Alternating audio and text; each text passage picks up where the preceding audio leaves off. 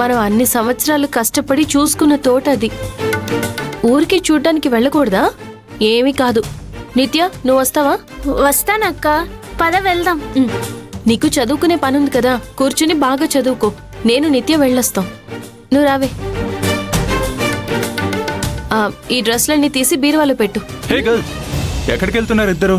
మేము ఊరు చూడ్డానికి వెళ్తున్నాం సార్. ఊరు చూడ్డానికా? నేను రానా? మీరెందుకు సార్? హైదరాబాద్ నుండి మా ఊరు వరకు కార్ నడిపారు కదా, అలసిపోయి ఉంటారు. మీరు రెస్ట్ తీసుకోండి. No no no no no, అదేం ప్రాబ్లం లేదు. మనం కార్లోనే వెళ్ళి ఊరు చూద్దాం. నేను వెళ్ళి కార్ తీసుకొస్తాను. క్విక్ క్విక్, కమాన్ కమాన్. ఏంటి ఈయనా?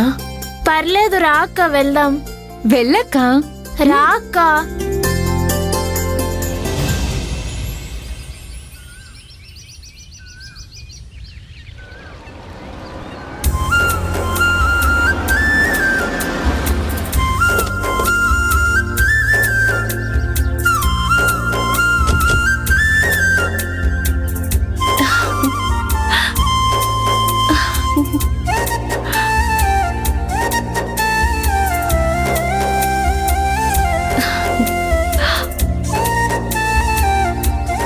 నిలవేణి, ఏంటా చెట్టుని అలా చూస్తున్నావు?